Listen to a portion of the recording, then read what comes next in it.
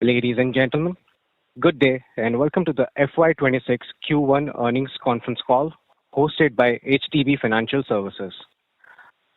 Please note this conference call is for analysts and investors only.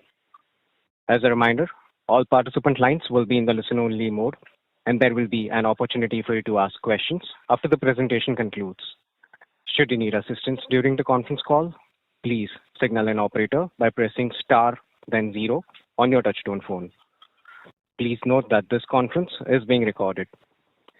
I now hand the conference over to Mr. Vishal Patel from HDB Financial Services. Thank you, and over to you, Mr. Vishal. Thank you, Sagar. I welcome all of you to the first earnings call of HDB Financial Services Limited for 1Q of FY26. We have with us Mr. G. Ramesh, MD and CEO, along with Mr. Jaykumar Shah, the CFO, and the senior management of the company. I believe all of you would have had a chance to peruse our financial results, investor presentation, and press release, which has been filed with the stock exchanges earlier today and is also available on our website, hdbfs.com. We will start with the management remarks and then open up the call for Q&A. The audio recording of this call will be available on our website shortly after the call ends. I would now like to welcome Mr. G. Ramesh for his opening remarks. That will be followed by Mr. Jaykumar Shah, who will provide a brief on the financial results, followed by Q&A. Thank you, Vishal, and a very good evening to all of you joining in. Let me begin by expressing my gratitude to the investor community, our customers, our stakeholders, including our regulators, and our parent HDFC Bank as we engage with them on our IPO journey. Thank you all. Being the first earnings call, I will take a few minutes to give a quick overview of the company and its operations before getting into the quarterly business updates. Started in 2007, we are one of India's largest diversified and retail-focused NBFCs with presence through more than 1770 branches in more than 1100 cities across India. As of June 30, 2025, we had total gross loans of value of over 1.09 lakh crore, a customer base of 20.1 million customers with an average ticket size of 164,000, which emphasizes our truly granular and retail nature. First to our key business. Enterprise lending is starting to participate. It currently constitutes 39% of our gross loan book, a variety of secured and unsecured loans to business customers, both individuals and businesses, as well as certain types of salaried individuals. These loans are primarily delivered through our branch network, and these loans are aimed at providing finance for the growth and working capital requirements of our customers. Asset finance vertical, which we started in 2010, constitutes 38% of our book and is aimed at offering financing options to customers for acquiring new and used commercial vehicles, construction equipment, and tractors. These are income-generating assets. We have a strong OEM partnership and dealer network spread across the country, as well as a dedicated in-house sales team that spearheads our origination efforts in this vertical. Consumer finance vertical started in 2016. Today constitutes 23% of our book. Through this vertical, we aim at providing credit to individuals looking to finance their two-wheelers, consumer durables, digital products and cars, or other lifestyle choices. Our large network of partnership with OEMs and dealers across the country, aided by a sales team present at the point of sale, backed by digitally assisted journeys, forms a fulcrum of sourcing in this vertical. The secured book, which is loans secured by our collateral, accounts for 73% of our loan book, while unsecured book is 27%. Broadly, our secured book consists of loan against property, gold loans in the enterprise lending vertical, entire asset finance vertical, and auto and two-wheeler loans in the consumer finance vertical. We have a diversified and well-established channels tailor-made for each of the products in our suite, including pan-India branch network, telecalling teams, OEM channels, and dealer network, DSAs, and digital sourcing. I elaborated on our branch network, channel partners, and primary sourcing channels for each vertical earlier. In addition to that, over 80% of our branches are located beyond 20 larger cities of India, in line with our focus on providing credit to aspirational India. Our 38,000 plus strong feet on street field sales staff help us understand the Indian micro market and design tailor-made product offerings to fulfill customer needs.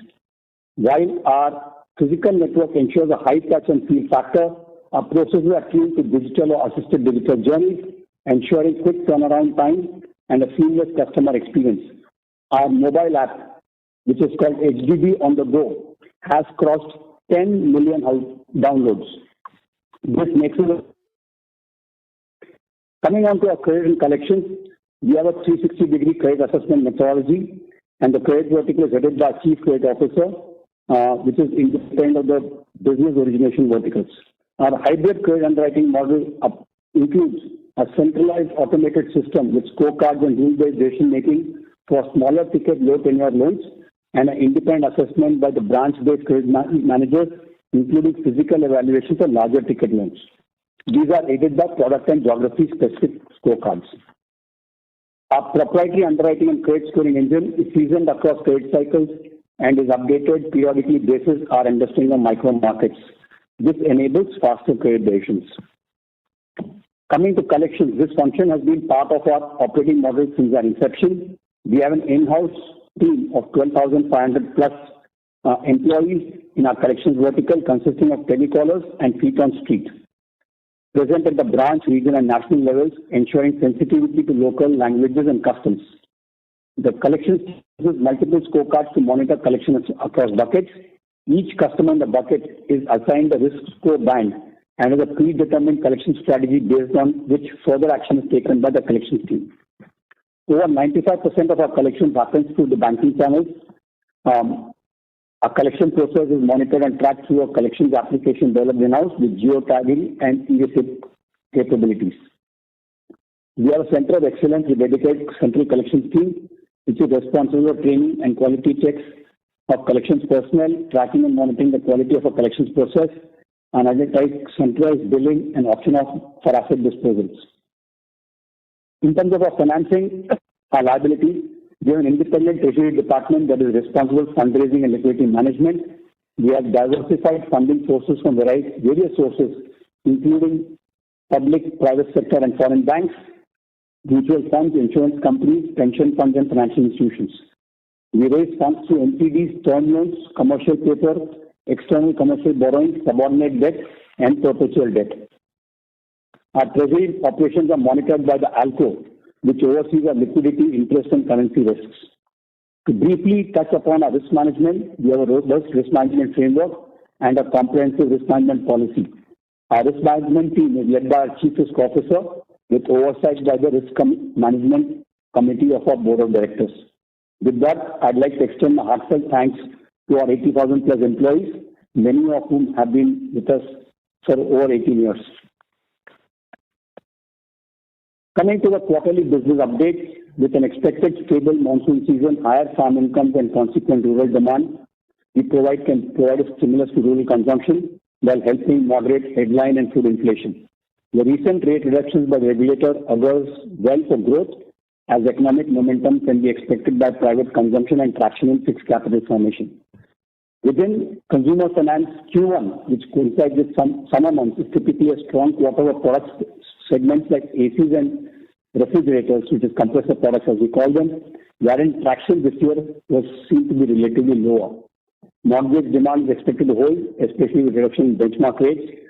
Q1 generally tends to be a seasonally weak quarter for vehicle finance.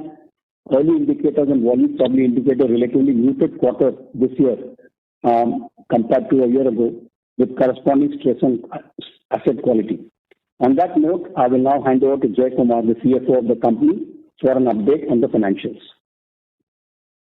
Thank you, Ramesh, and thank you very much, everybody, for dialing in. Moving on to the financial performance for the quarter, our customer franchise grew to 20.1 million, an increase of 5% during the quarter and 20.4% year on year. The total gross loan book as at June 30th, 2025, stood at 1,09,342 crores, growing 2.3% sequentially and 14.3% year on year. Secured loans, as Ramesh mentioned, comprise 73% of the total loan book. Disbursements for the quarter ended at June 30th, 2025 was 15,171 crores, down 14% sequentially and 8.1% year-on-year. Our branch count, as Ramesh mentioned, stood at 1771 branches spread across 1,166 cities and towns. Net interest income for the quarter was 2,092 crores, an increase of 6% quarter-on-quarter and 18.3% year-on-year. NIM for Q1 FY26 expanded to 7.7% versus 7.6% in Q4 FY25 and 7.6% in Q1 FY25. Our cost-to-income ratio for the lending business was 42.7% in Q1 FY26 as compared to 42.9% in Q4 FY25 and 43.2% in Q1 FY25. Credit cost for the quarter was 670 crores as compared to 634 crores in the prior quarter. In Q1 FY26, income or BPO services contributed to 14 crores or 1.9% of our total PBT. Profit after tax for the quarter ended June 30, 2025 stood at 568 crores as against 531 crores for the prior quarter. Gross stage 3, which in our case as HDB is the same as gross NPA under IRAC norms, stood at 2.56% as at June 30, 2025 as against 2.26% as at March 31, 2025. Provision coverage on stage 3 stood at 56.7%. The return metrics are accounting for primary IPO proceeds of 2,500 crores as at June 30, 2025. ROA as at the quarter end stood at 1.94%, which includes assets of approximately 9,000 crores of OFS as at the quarter end. Adjusted for this, ROA would be 2.02%. ROE for the quarter ended June 30, 2025 annualized stood at 13.16%. Earnings per share for the quarter was 7.1 rupees, value of 225.4 rupees. Our borrowing mix remains well diversified with 39% of our borrowings coming from NCDs, 39% from bank loans, and rest as a mix of CPs, ECB, PPOP, and sub-debt, as is visible from the earnings presentation that we've put up.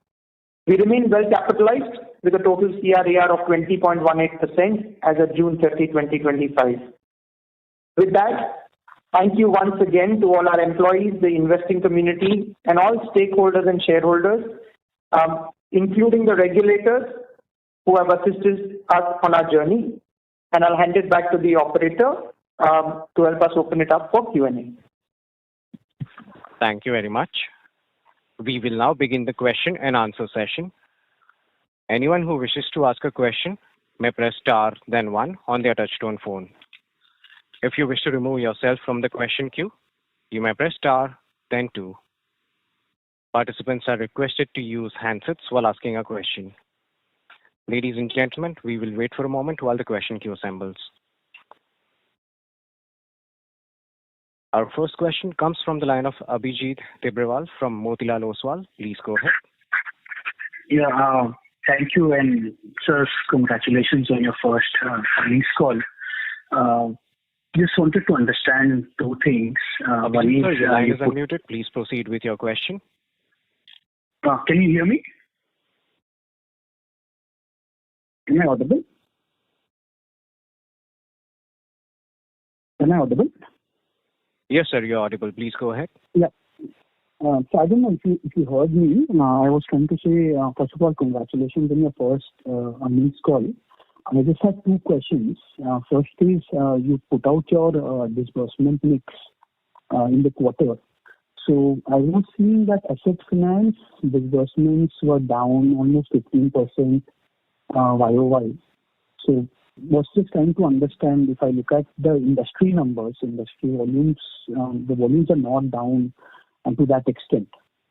So So what is it that is leading to some weakness in terms of disbursement and growth in our asset finance vertical? And second, in terms of asset quality, our 30 plus DPD is up almost 90 basis points. QOQ. So some weakness that we are seeing in asset quality. So if you could just help us understand, this is more in the nature of the seasonality that we see in the first quarter, or is this more looking like some weakness in macro which is contributing to it? And also, if you could help us understand, this weakness is more pronounced in vehicle financing or some other customer cohorts in consumer finance. So just these two questions. Thank you so much. So thank you for that question, Abhijit. And so specifically, if you look at related to the book growth of about 15%, our net interest income grew by about 18.3% YOY, and our net interest margin also expanded by to 7.7% from 7.6%, primarily on the back of higher yield, right? The impact of some of the rate reductions that are there in the system really will not show up in Q1. We expect them to start showing up in the subsequent quarters as we replace our debt and as we replace our, as our book grows and as we take on newer debt to replace the older debt, which might be at a higher rate. Right. So specifically in commercial vehicles, what we've seen is anyway to seasonally weak quarter. One thing that we have done, is really reorient our strategy around that product mix, which started reflecting in some of our NII and NIM numbers, in terms of the mix between the various asset classes within the commercial vehicle business, right? So this recalibration is something that we started about a year ago, something that has started showing results in terms of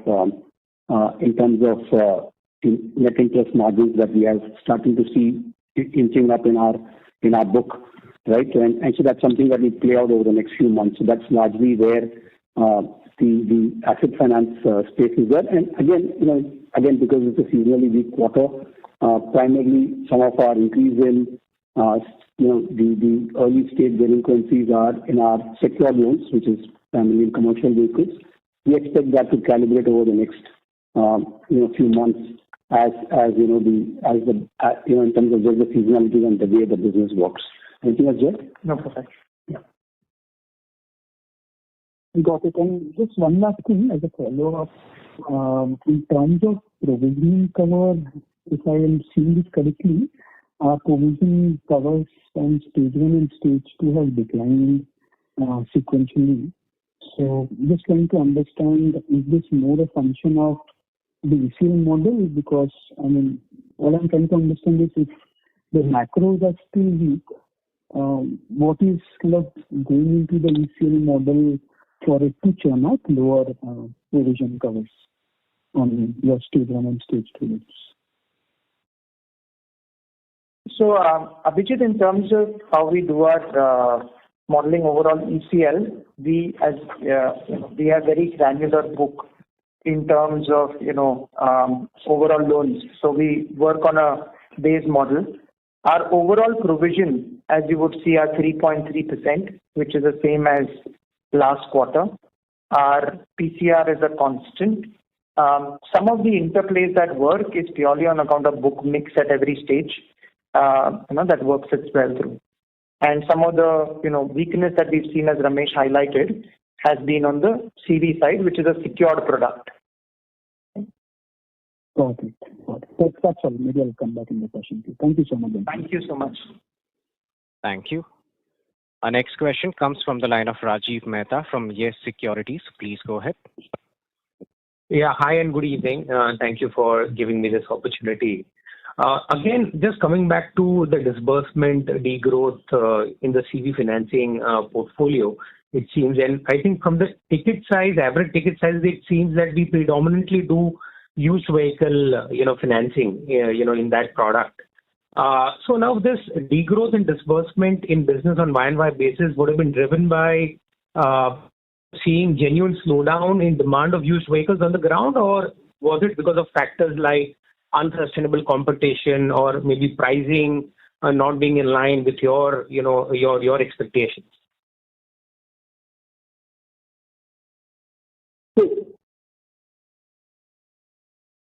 So two things, Rajiv. One is, you're right, there has been some weakness, in the CV segment as a whole, and, that's coming through. Secondly, we don't really finance large vehicles. So on the HCV space, etc., we're very, very small. So, that's largely it in terms of how the economy has fared and, how the business is. There hasn't been, any other specifics that we would highlight. Yeah. Okay, and in the enterprise lending segment, also the disbursements are down on YoY basis. So is it driven by lakh or the unsecured business loans, or in both segments have we seen the business being lower versus last year? So two things there. On the overall enterprise lending side, on the unsecured business loan is where we had consciously, slowed down a couple of quarters ago. We're making sure, as the economy turns around, we watch it closely. And as things turn around, we will move forward on that. So that's a space we're very well entrenched into. So we're keeping a close eye on that one. On the lakh front, I think there has been reasonable growth in line with how the overall markets moved, is the way I would put it. Okay. And can you share the 1 to 30 DPD bucket, at the company level in absolute terms or percentage terms, how that has moved between June and March? Has it also significantly gone up sequentially, which is generally the case from a seasonality point of view, but is that bucket also still heavy as we get into the second quarter? So what I'll do is, there is a slide which very clearly states the stage 1. Let me just look through that, and I'll come back to you. Probably we'll try and see if we can come back by the end of the call, or we'll address it. Yeah. Sure. Thank you. Thanks so much, Investor. Thank you. Our next question comes from the line of Renish from ICICI. Please go ahead. Yeah, hi sir. From a good set of numbers. Just two questions. One on the asset yield side, which expanded 30 basis points sequentially. So just wanted to understand, falling rate cycle, sort of what is driving this asset yield expansion on sequential basis. Is it driven by the asset mix change, or we have increased the lending yield? Sorry, Renish, my apologies. Can you go a little slow? We're struggling to hear you. Pick up the speaker because we can't really hear you. Is it better now, sir? Yeah, it's better. Yeah. So first question on the asset yield side, which expanded almost 30 basis points sequentially. So just wanted to understand, in a falling rate cycle, what is driving this asset yield expansion? Is it driven by the asset mix change, or we have increased lending rates in some of the segments? So, Ramesh, there are two factors which are driving the yield expansion. One is that within each product that we do, there's a pretty large range of pricing that we have depending on the borrower profile and the asset profile, right? For example, simplistic example, commercial vehicles, heavy commercial vehicle to a fleet versus a used commercial vehicle which is 5 years old to a first-time borrower. There's a fairly large range of pricing that you have. So in some of the products that we have tweaked the product mix in terms of yield expansion at the product level. Okay? And that's what's really driving the yield expansion. Pricing is really a function of what we finally deliver as the product mix in each product. And that's what's really driving the yield expansion. Okay. So is it fair to assume that maybe 10-20 basis point here and there, but broadly, asset yield will remain at around 15%, in near term? So, Renish, Jay, our yields are approximately 14.1, 14.2, which is what we hold on to, right? Okay. Not sure where you look at 15% from, but that's the yield, right? And the NIMs is what we really, have been very focused on, that 7.7, which is what we've been very focused on as a whole. Okay. And secondly, on the credit cost front, so this quarter, credit cost remains sticky at 2.5, which is understandable given typical Q1 seasonality. But when we look at even on annual basis, the same is higher by 70 odd basis points. We just wanted to understand which product is sort of giving the stress, and where do we stand in terms of asset quality cycle, in the products which are under stress currently, and when can we expect the normalization of credit cost in some of the segments? So in terms of credit cost, I would say it's largely in line with our expectations in terms of where we ended the quarter. So I think that is the first important statement there. In terms of products, we had even during previous interactions with the broader community stated that there has been past stress in unsecured business loans and a little bit on CV, which we expect to stabilize, as Ramesh said, over the coming months. So we'll watch that space closely and move from there. Okay.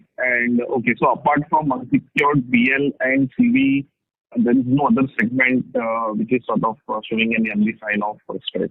Is that fair to assume? So we haven't seen any, how would I put it, unwarranted spikes anywhere, is the way I would put it. And just to follow up on that, so in CV... Ganesh, yeah. We'll take one question. Sure, I will come back in the... Yeah, sure. Okay. Thank you. Thank you. Our next question comes from the line of Viral Shah from IIFL Capital. Please go ahead. Yeah, hi. First of all, thank you and congratulations on the first quarter.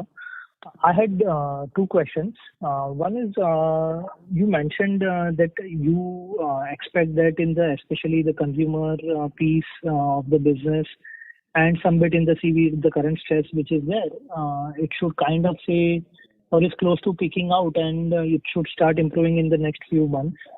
When I look at the consumer finance disbursements, which is almost now flattish on a YY basis and a sequential basis, we have seen a growth. Are we already starting to say push the pedal of say growth or slightly loosening the filters over there? So just to clarify, Viral, the consumer finance business is doing quite well. I think where we had a lower ticket size compared to what we would have anticipated is primarily because certain products that sell quite in a large volume during the quarter, we had lower traction on those products, primarily the compressor products which account for larger ticket size. But otherwise, if you see, I think customer engagement has been quite strong during the quarter. As we mentioned, we are now 20.2 million customers, up 0.9 million customers in the quarter. So in terms of customer traction, it's been quite healthy. I think where we have, I think there are two product categories where we said, where our credit cost has had an elevation in the last couple of quarters is one, commercial vehicles, and second is unsecured business loans. The consumer finance categories, otherwise both from a growth and quality perspective is doing quite well. Okay, got it. And you mentioned about the unsecured business loans. Over there also you expect, say, a similar kind of recovery in the second half? Or is that something that may take some more time? So we'll watch it closely. As I mentioned, I think it has obviously the macros also playing out in it. So it's a space we'll watch closely. It is currently stabilizing in a decent form. And let's look through the coming months. Got it. And my second question is with regards to basically our OPEX, and this is more, I would say, when I look at us and compare it with some of our peers, somehow the productivity levels seem to be a bit weaker on a relative basis when I look at, say, either AUM per branch or AUM per employee. And I'm looking at just the lending business, not the overall business. So over here, do we see a pathway of structurally, say, the operating leverage now from here on playing out as we kind of keep growing? And what is that extent of operating leverage that we can see over the next 2-3 years? So, Viral, I'll give you our side of it. The most important thing you need to look at us as HDB is we're a very focused retail-only entity, right? With an average loan size of around 1,60,000-65,000, right? And individual 20 large customers, if you take, it's only 0.32%. Now, at that level of granularity, when you operate through the network, it is going to be at a slightly different cost base in terms of how others might operate. And I'm no expert to comment on anybody else, but we believe at this levels of how we're operating, obviously every management would look to improvising on things and getting better efficiency. But at this stage, if you look specifically in the current quarter, our cost-income ratio has improved by almost 20 bits compared to the prior quarter. So we're very seized of the fact that costs play an important role in the overall ROA metric. And at this point in time, I think we're working through the branch network, the retail network that we have, and our focus always remains on delivering the overall ROA.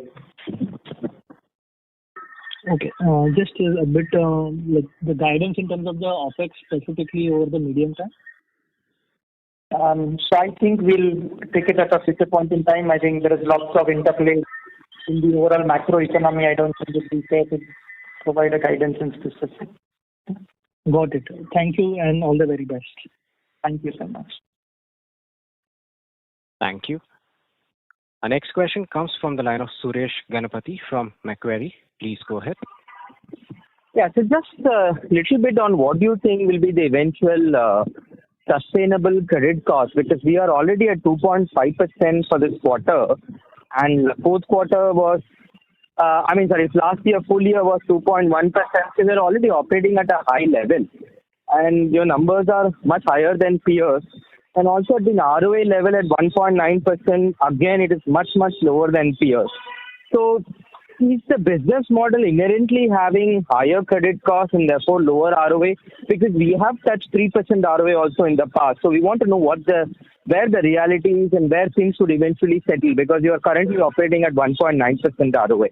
That's one point. And so that's the first question. Maybe then I'll go for the second one. Yeah. So Suresh, I'll try and answer your question. So on the credit cost level, as I said, Q1 has been weaker and almost in line with expectations. We expect things to move in the right direction from here on and stabilize through Q2 and then improve going forward. That's our current working assumption and the piece that we're working on. That's one. On the ROA front, as I mentioned, the way to look at 1.9 is really 2.02 because of the 9,000 crores sitting there. And as credit cost starts to improve, you'll automatically see an improvement in ROA.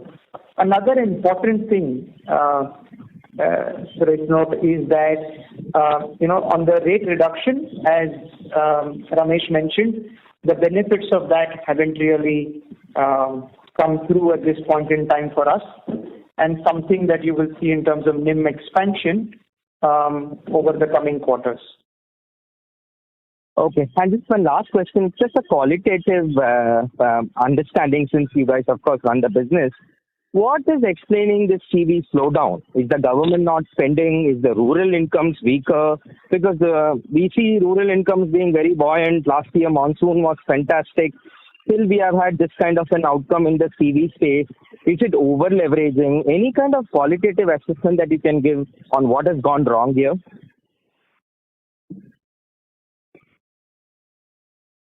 So, it's very difficult for us to give a color on how and what drives certain volumes. Like, for example, one of the things that we think happened, for example, in the compressor space was that the unseasonal rains, it wasn't too hot, and that led to certain lower traction that we saw on compressor product financing.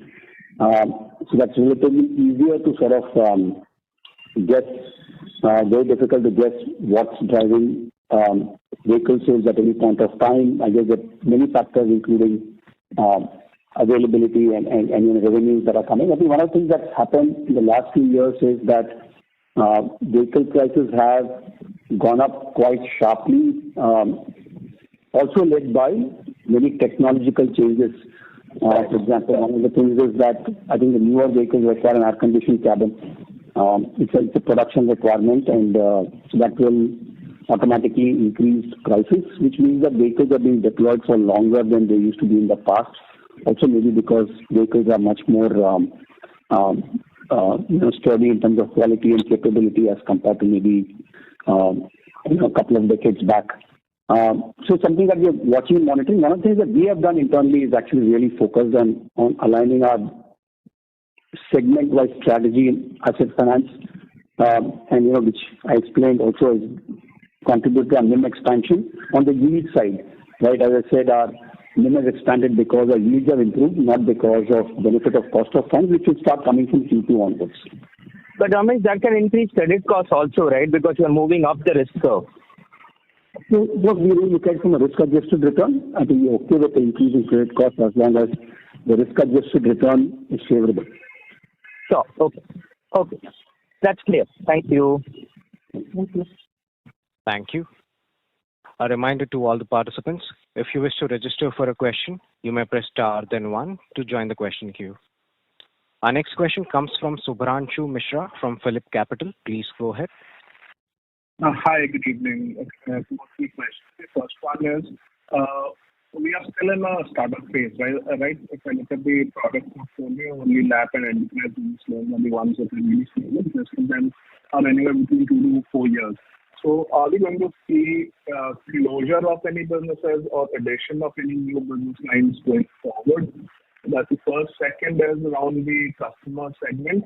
Out of the 20 million customers that we have, how many do we bank on a monthly basis, which is match hitting their bank accounts? And what is the percentage of repeat customers in this 20 million?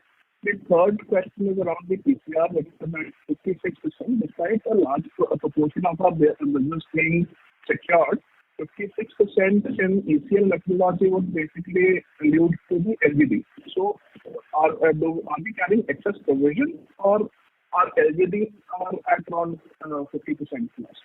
Thanks. Sorry, Subhanshu. I think we caught some of your questions. Some of them was not very clear. I'll just repeat the question so that we're on the same page. Any closure or new businesses that we're planning to start? That was your first question. Right. Second question we got out from current customers, and then I think we lost some of it. Right. From the current customer side, of a customer with that we have 20 million, how many are we banking on a monthly basis, and what is the percentage of repeat customers here? The third question was around the PCR. We are at 56% PCR despite a higher proportion of secured business. So an ECR would mean basically LGD. So is our LGD at 50% plus, or are we carrying excess provisions?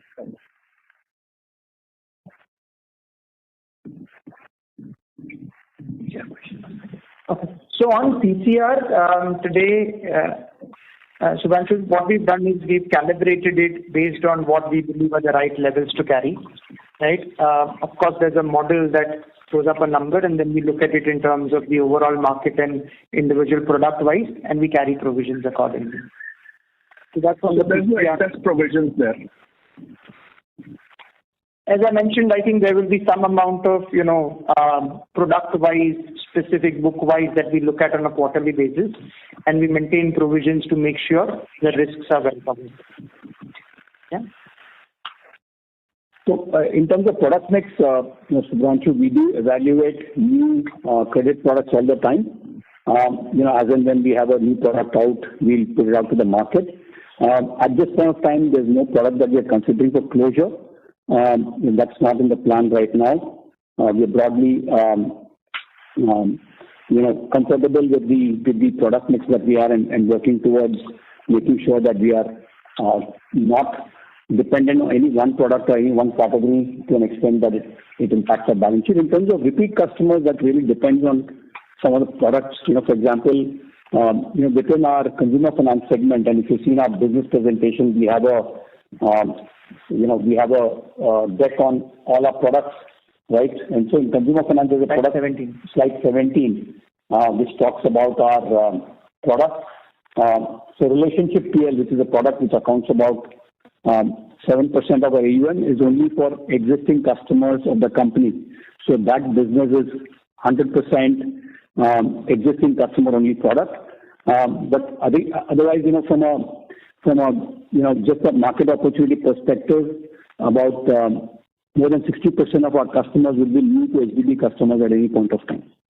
All right, and we don't lend money to customers who don't have a bank account. So the first option for collections is through a bank account, and only if the customer is unable to pay or has missed the payment to the bank account do we pursue other collection modes. Right. And how many customers do we bank on a monthly basis? That will be in excess of 10 million. Right. So that 99% is only we bank all our customers. I mean, yeah, that's a question. We are banking 20 million customers on a monthly basis, 20 million EMI. Sorry.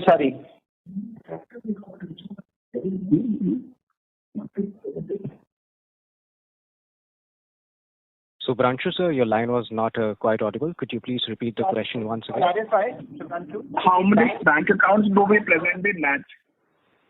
Sorry. So we that's all of them. All of our customers. All of them. We collect a NACH mandate from every customer that we work with. No, so 20 million NACH mandates every month is what I'm asking. So 20 million is the life-to-date customers that we have, right? That is the overall customer. How many do we bank on a monthly basis? How many NACH presentations on a monthly basis out of the 20 million?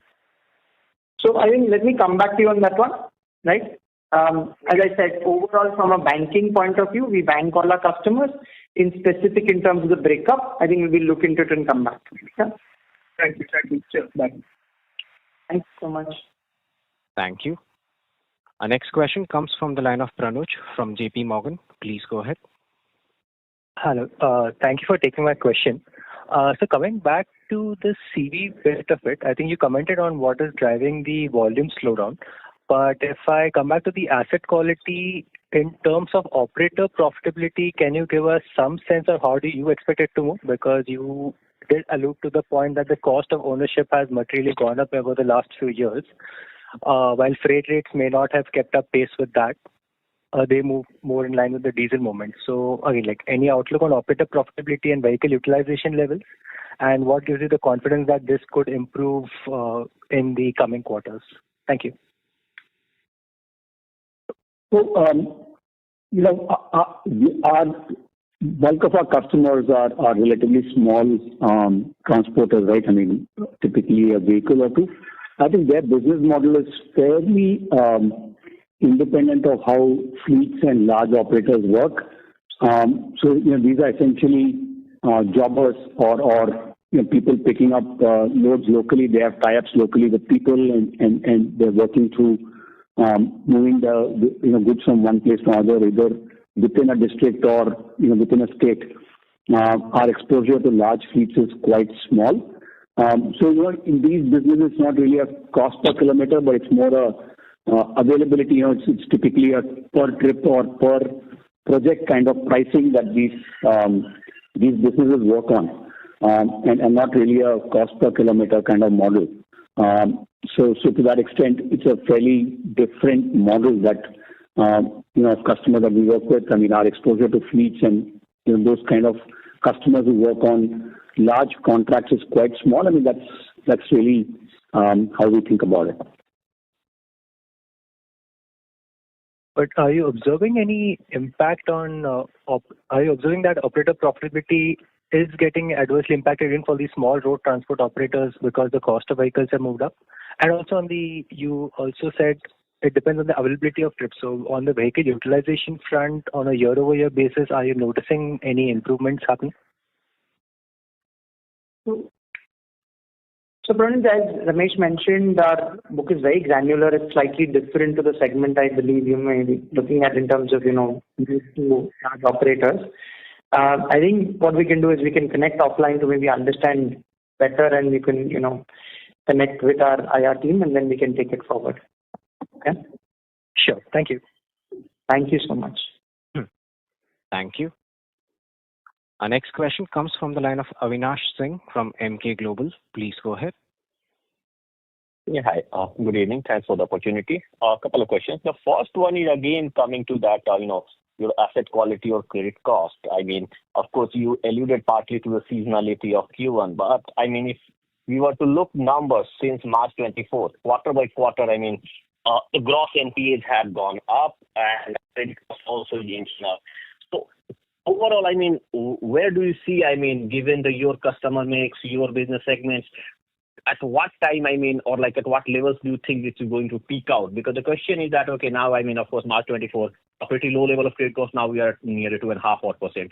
So at what point, I mean, given the macro scenario or particular to your business, strategy, where do you see these peaking out? Because this is not typical seasonality, because even if you look at quarter on quarter, it has been just inching up over the last 5 quarters. So to what level you start to see sort of that, okay, that had peaked out and it should improve? That's one. Second, if I, of course, you partly, I guess, touched upon this question, if you look at your profitability metrics at the end of the day, I mean, right now it's a bit subpar. Now, what would be the kind of, your realistic, goal in terms of ROAs and improvement from here?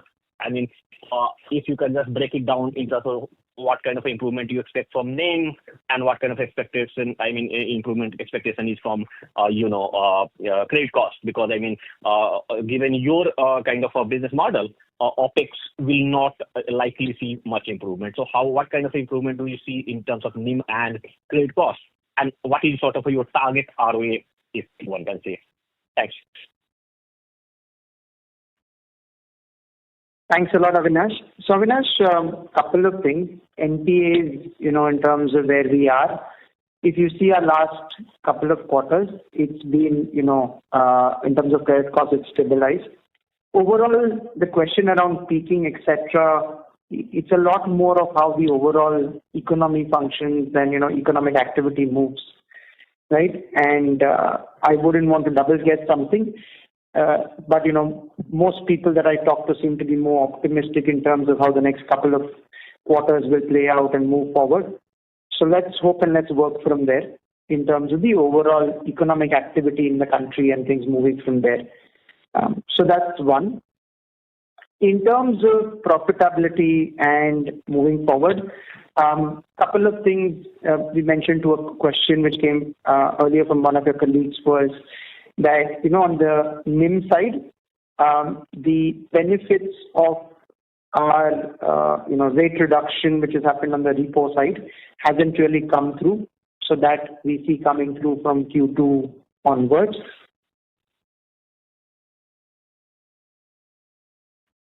Yeah, and the other important thing, right? So a couple of things you look at in that mix, 77% almost, or 76% of our book is largely secured and is also fixed rate, right? Very important.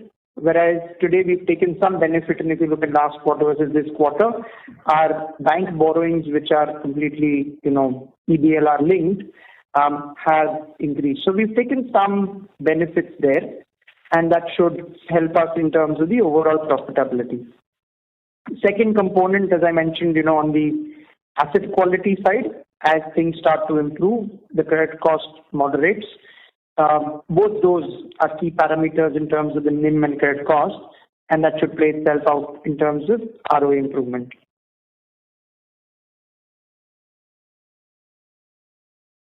Okay, thank you. Thank you so much. Thank you. Our next question comes from the line of Shweta from Elara Securities. Please go ahead. Thank you, sir, for the opportunity, and congratulations on the first quarterly earnings. 3 questions from my side. So while you alluded to the fact that not all woes are behind unsecured loans, what is your assessment of the new book behavior formation And I'm also coming from the fact that considering stage 2, stage 3 year-on-year basis have seen stark spike. Of course, you have attributed this to persistent CV weakness. But then any particular portfolio dominating the stage 2 spike? Second, just a related question, any legacy/pandemic led challenges, assets lingering in stage 2 or stage 3? And third question, what is your AUM growth guidance and what are the levers considering there has been again stark change in disbursement mix for this particular quarter sequential basis? Thank you.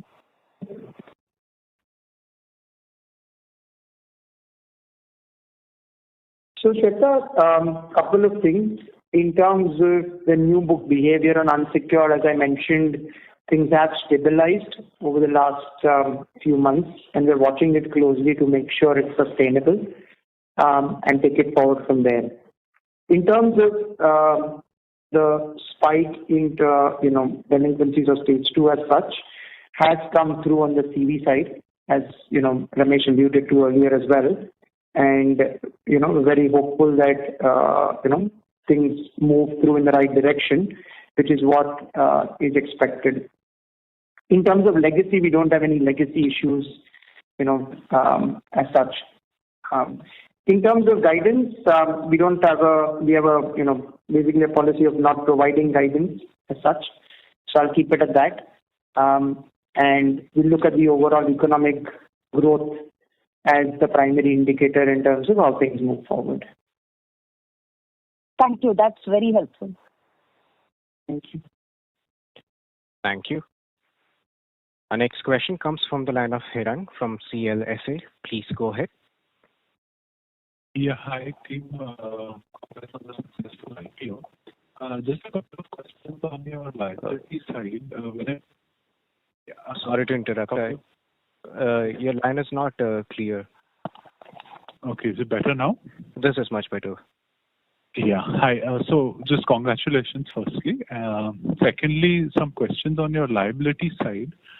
So when it comes to bank borrowings, what's the mix between MCLR and repo-linked or T-bill-linked borrowings? So, 90+% or 95% of our entire borrowings is EBLR linked.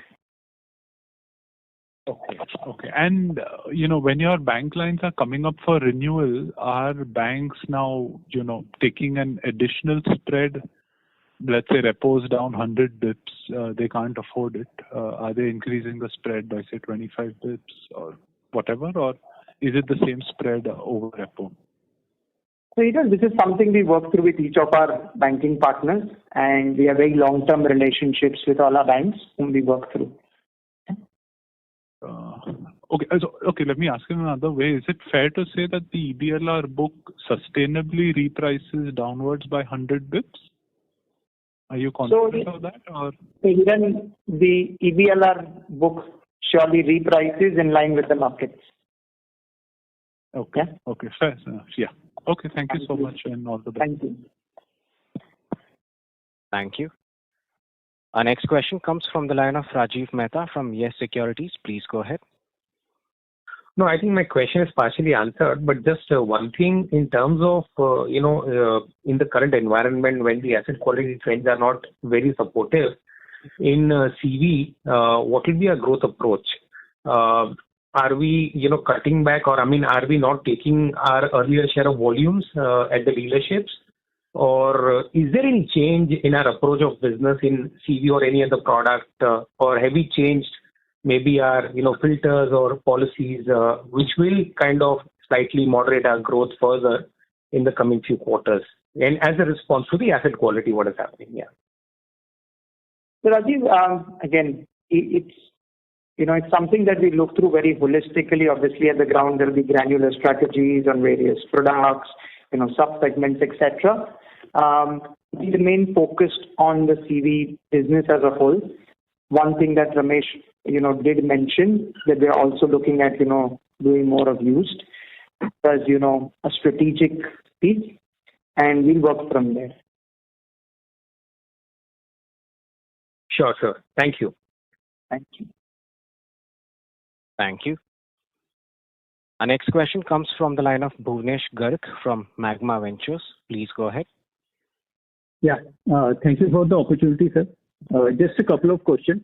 Firstly, on your provisioning coverage. So if I look at on YOY basis, Stage 1 coverage has gone down from, say, 2% to 1.5%, and similarly, Stage 2 coverage has gone down, Stage 3 has gone down. So just want to understand, is there any policy change or what is driving this change in provisioning level? Yeah. Thanks a lot, Bhuvnesh. So if you look at our overall provision, the way I'd like you to look at it is on the book, we had a 3.3% provision. Today also we had a 3.3%, so from March to June. PCRs have remained a constant or actually, slightly inched up. Our book is very granular, Bhuvnesh, and a lot depends on the book mix in terms of which product moves in which fashion. We follow a consistent model, and things could move a little bit in terms of different stages as well. So we don't have any large assets, as I mentioned. Our top 20 borrowers is 0.32%. Right? That's how I would want to look at it. Yeah, I understand that on QOQ basis there is not much change, but on YOY basis, for example, June 24 versus June 25, so that shift is quite significant across the buckets. So just want to know if there is any policy change on yearly basis. So I think, as I mentioned, overall the way I would want you to look at it is more Q on Q because things have moved in the overall economy over the last 12 months. And what would be best in terms of, a credit comparison, our overall PD, LGD that get considered, etc., would be a March to June would be a better comparison. Yeah? Okay, understood. And just a second question on your asset quality. So if I look at your segmental asset quality from your annual report disclosure, it seems that we have seen sharper deterioration in GNPA, vehicle finance NPA, compared to peers. And even for last 3-4 years, our asset quality performance in vehicle finance seems to be lagging the peers. So what is the reason for this? And is it a product specific? Is it geography specific? Or what changes are you making to improve this performance? Yeah. So I think we alluded to earlier in the call that there has been weakness in the CV segment, right?